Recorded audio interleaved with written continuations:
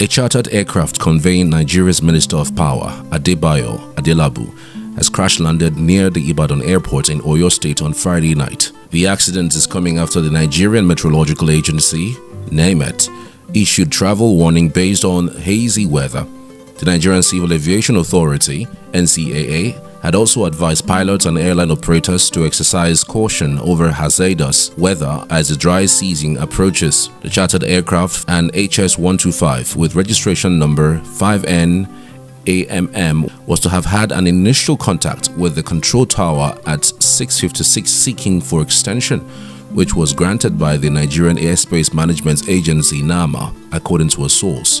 The aircraft, which departed Abuja with Ibadan as its destination, was said to have landed short of the threshold with about 50 meters and skidded into a bushy ditch close to the runway. The Director, Public Affairs and Consumer Protection at the Nigerian Safety Investigation Bureau, Dr. James Odaudu, said investigation was ongoing.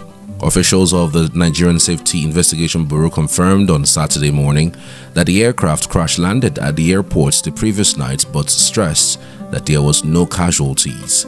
They stated that investigators from the bureau had been sent to the scene of the accident and promised to provide further details as they unfold. The HS-25B aircraft with call sign 5N-AMM reportedly had 10 passengers and 3 crew on board and was airborne Abuja at 6:41 hours but crash-landed into the bush short of the runway at about 7:21 hours. Although there were no fatalities, sources said the aircraft sustained substantial damage as all passengers and crew were safely evacuated. Meanwhile, investigative journalist David Hudain have stated that the private jet operated by Flint Aero is operating illegally in Nigeria. In a tweet on Saturday afternoon, it read in part, "The Hawker 800 XP aircraft with the tail identifier 5N-AMM and the serial number 258286 that crash-landed in Ibadan with the Minister of Power on board is operating illegally in Nigeria with the full knowledge and participation of the NCAA. This aircraft has no permission to operate commercial charter flights as it is registered under a permit for non-commercial flight, PNCF. This is the permit given to private non-commercial aircraft, and it is cheaper and easier to obtain than a commercial air operator certificate (AOC) because the NCAA rules for private aircraft operation are less stringent than those for commercial aircraft. Flint Aero Service, the company which operates it, is also operating multiple aircraft under PNCF permission and using them to carry out commercial charter flights.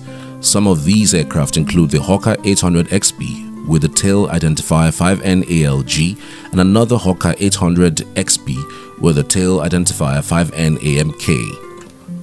PNCF holders do not have to pay the 5% regulatory fees that AOC holders are required to, and the regulatory requirements for pilot training, ground staff training, and aircraft maintenance are also less stringent because PNCF aircraft are not under any circumstances supposed to carry paying passengers.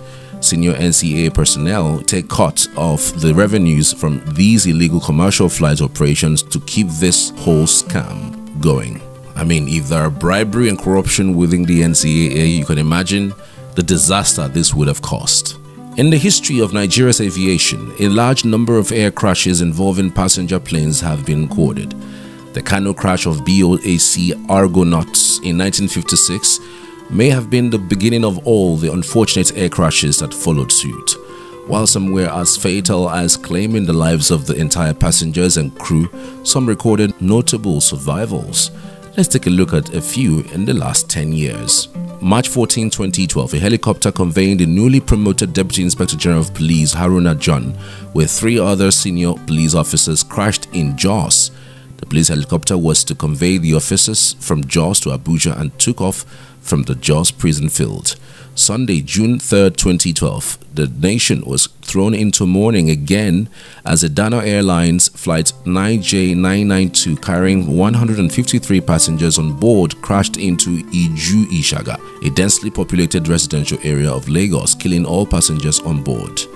4 months after, precisely October 25, the governor of Taraba State, Dambaba Suntai, and 5 of his aides narrowly escaped death when a Cessna 208 aircraft marked 5N BMJ and piloted by Suntai lost contact with the Yola Control Tower 38 miles to landing after leaving Jalingo, the Taraba State capital, and crashed into a hill in Adamawa. December 15, 2012, the nation was again thrown into mourning with the news of 4 persons dead, including Governor Patrick Yakowa of Kaduna State and former National Security Advisor to the President, General Owe Azazi. They were reportedly burnt in a helicopter crash that occurred in the forest of the Okoroba community in Nimbe local government area of Bayelsa State. October 3, 2013, an aircraft belonging to the Associated Airlines conveying the corpse of the former Ondo State governor crashed minutes after takeoff at the local wing of the Lagos airport. The plane had 20 people on board. Vice President Yemi Osinbajo escaped death on February 2, 2019 when his helicopter crash-landed in Kogi State. That was the second time his helicopter would crash-land. In June 2017, he survived a similar accident when the chopper he was traveling in crash-landed shortly after taking off in Gwagwalada, Abuja. February 22, 2021, 7 people on board a military aircraft died in a crash near Abuja. The plane was scheduled to conduct a surveillance mission in connection with an operation to rescue dozens of people kidnapped from a school in nearby Niger State. On May 21, 2021, the NAF B-Craft King aircraft crashed en route to Kaduna International Airport from the Nnamdi Azikiwe Airport.